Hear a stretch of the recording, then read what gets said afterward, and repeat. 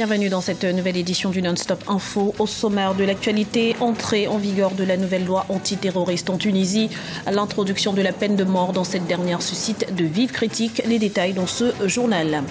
Fin de la visite du président guinéen Alpha Condé au Sénégal. Une visite de 3 jours qui a permis de renforcer les liens d'amitié et de coopération entre les deux États.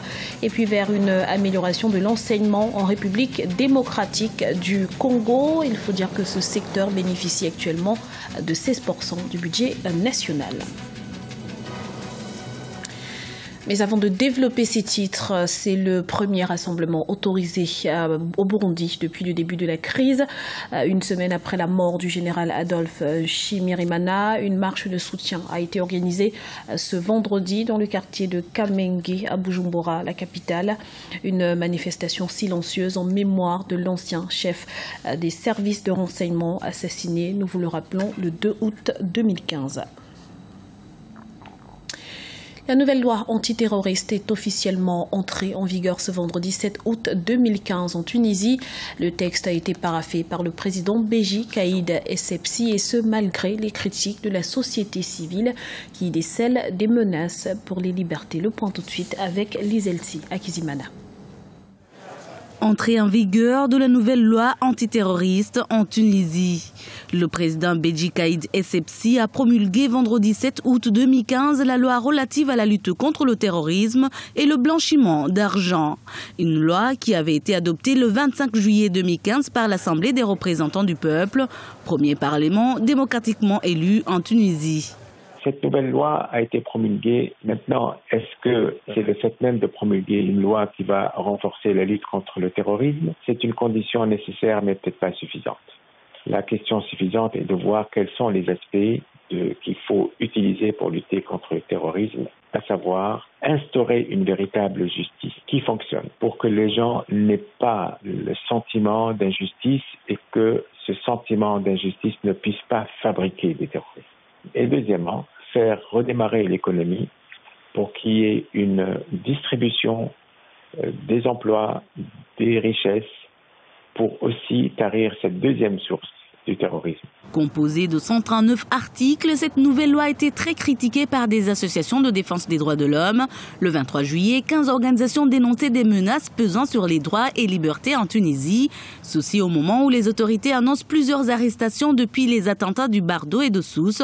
Plus de 1200 personnes seraient incarcérées dans l'attente d'un procès pour leur implication présumée dans des actes terroristes. La multiplication des arrestations ces derniers jours soulève beaucoup de problématiques. Parce qu'on sait que dans les lieux de détention en Tunisie, il n'y a pas beaucoup de respect d'un certain nombre de règles. Il y a un surencombrement. Aujourd'hui encore, la torture se pratique et les abus existent. Donc on n'entend pas parler de procès encore. Parce que ça fait des mois qu'on nous annonce des arrestations à la chaîne, comme ça, tous les jours on voit des arrestations, mais jusqu'à maintenant on n'a pas l'impression qu'il y ait des procès d'entamés. Et c'est là-dessus qu'il y a de réelles craintes. Autre point d'inquiétude, l'introduction de la peine de mort dans cette nouvelle loi antiterroriste. Au moins 15 articles du texte annoncent la peine de mort comme punition contre des civils accusés d'actes terroristes. Un signal fort que le gouvernement tunisien lance à l'encontre de toutes les organisations terroristes, mais qui est loin de trouver écho auprès des associations de défense des droits de l'homme. Premier congrès du mouvement panafricain rwandais. Il s'est tenu ce vendredi 8 août à Kigali, à l'occasion pour ses 400 membres de défendre des idéaux d'intégration africaine dans tous les secteurs. Un reportage de notre correspondant à Kigali, Olivier Diakotan. Promouvoir le panafricanisme de masse, c'est l'ambition de nombreux Rwandais. Le premier congrès du mouvement panafricain du Rwanda s'est réuni pour la première fois à Kigali le samedi 8 août 2015. Un regroupement qui compte près de 400 membres et qui veut défendre des idéaux d'intégration africaine dans tous les secteurs. Nous possédons toutes sortes de richesses en Afrique et nous ne pouvons jouir des retombées qu'en étant unis. Et je crois que c'est la seule alternative. L'Afrique en soi a besoin d'être unie. Et cela, bien sûr, caractérisera le continent africain comme un partenaire potentiel dans la globalisation. États unis et ensemble. Du Rwanda à l'Afrique du Sud, en passant par le Bénin, le Ghana, l'Éthiopie ou encore le Sénégal, le discours panafricaniste n'a pas disparu.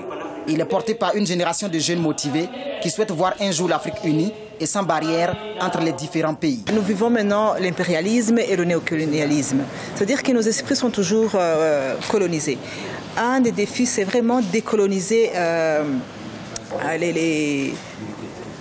décoloniser nos esprits, changer les valeurs des Africains, vraiment pour que l'Africain pense qu'il a de la valeur. Le 8e congrès africain du panafricanisme a eu lieu en mars 2015 au Ghana.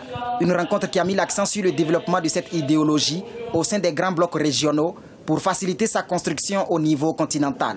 Le Kenya accueille ce 10 août le congrès annuel du panafricanisme des pays de l'Afrique de l'Est et de la Corne de l'Afrique. La visite du président guinéen Alpha Condé au Sénégal a pris fin ce dimanche. La brouille née de la fermeture de la frontière sénégalaise en raison de l'épidémie d'Ebola fait désormais partie du passé. Les deux pays se sont accordés sur plusieurs points. Les détails dans ce reportage de El Hadji Ndiaye, notre correspondant au Sénégal. Le renforcement des liens d'amitié et de coopération entre le Sénégal et la Guinée est l'objectif de la visite de 3 jours du président de Guinée, Alpha Condé. Arrivé à Dakar, la capitale sénégalaise, ce jeudi 6 août, la délégation guinéenne a achevé sa visite de travail dimanche. La Guinée et le Sénégal entendent développer des projets intégrateurs, énergie, coopération commerciale, la sécurité face au terrorisme. De nombreux sujets ont été abordés lors de cette visite. Dans le domaine énergétique, il y aura un projet d'accord entre le Sénégal et la Guinée pour l'exploitation des ressources hydroélectriques de Guinée qui disposent d'un potentiel très important pour établir des barrages. Et dans le cadre de l'OMVS et de l'OMVG, donc les deux pays sont déterminés donc à mettre en place des structures nécessaires pour que ces projets qui sont venus à maturité, nous puissions produire suffisamment d'électricité pour toute la sous-région. Et ensuite, le volet sécuritaire. Il y aura aussi un projet d'accord qui sera signé par les ministres de la Défense qui accompagne aussi le président. Et dans ce cadre-là, nous allons, avec la menace terroriste dans la sous-région, nous allons prendre toutes les mesures pour procéder à des échanges d'informations entre les services. La lutte contre le terrorisme est une importante question à régler au sein de la communauté économique des États de l'Afrique de l'Ouest. Ainsi, il est plus que nécessaire de mettre sur pied une stratégie commune de lutte contre le fléau. Le terrorisme, c'est un fléau. Il ne faut pas que l'Afrique soit le ventre mou de la lutte antiterroriste. Il faut qu'on se mobilise davantage, qu'on prenne très au sérieux ce qui se passe au Mali, qu'on prenne très au sérieux ce qui se passe aujourd'hui au Nigeria et dans tous les pays du bassin du lac Tchad, au Cameroun, y compris le Niger et le Bénin. Il faut que les États renforcent leur coopération bilatérale, travaillent ensemble en synergie dans le cadre des organisations régionales comme la CEDEAO. Donc les deux États ont considéré que le volet sécurité est un volet extrêmement important. Donc ils ont instruit leurs forces de défense et de sécurité à travailler ensemble, à organiser des patrouilles mixtes au besoin, à échanger des informations, à échanger des renseignements pour assurer la sécurité de nos États. Parce que sans sécurité, il n'y a pas de développement. Les rencontres de Dakar ont permis aussi de sceller plusieurs accords entre les deux pays. Il s'agit notamment de la formation des magistrats et journalistes guinéens par les Sénégalais. 3 accords de partenariat ont été signés par les privés sénégalais et guinéens, entre autres. Dans le reste de l'actualité, le gouvernement congolais n'entend pas fléchir sur la loi concernant la répartition des sièges pour les élections locales et provinciales. Voté à l'Assemblée nationale, le texte n'a pas été adopté par le Sénat, qui l'a jugé incohérente lors de la première session le 31 juillet 2015. Une nouvelle session extraordinaire pour voter le même texte a donc été convoquée. Elle s'ouvre dès ce lundi en République démocratique du Congo. Et parallèlement, le gouvernement se donne pour mission d'améliorer la qualité de l'enseignement en y consacrant un budget plus conséquent, en hausse de 14% depuis 1990. Voyez ce reportage de Jacques Amboka, notre correspondant en République démocratique du Congo. En République démocratique du Congo, les gouvernements misent sur l'enseignant afin d'améliorer la qualité de la formation au niveau du primaire et du secondaire. Avec 16% du budget national, le ministère de l'enseignement primaire et secondaire constitue à ce jour le premier poste budgétaire pour le gouvernement. Un signe d'une prise de conscience de l'importance de ces secteurs pour un pays qui vise l'émergence. Nous avons pris donc les mesures pour voir petit à petit comment nous pouvons donc prendre en charge les conditions, l'amélioration des conditions sociales, les conditions professionnelles des enseignants, pour qu'ils soient à mesure d'améliorer leur niveau d'enseignement. Depuis un certain temps, leurs salaires ont été augmentés. Le gouvernement a pu augmenter les salaires des enseignants. Bien sûr qu'on n'a pas encore atteint les niveaux qu'il faut. Les gouvernements assurent depuis un certain temps la régularité de paye des enseignants, mais le salaire reste encore insignifiant pour leur permettre de faire face aux contraintes sociales. Dans cette optique, une mutuelle de santé initiée par les enseignants et appuyée par l'État prend en charge les soins de santé des enseignants et leurs familles. Dans chaque paye, on retranche quelque chose pour les enseignants.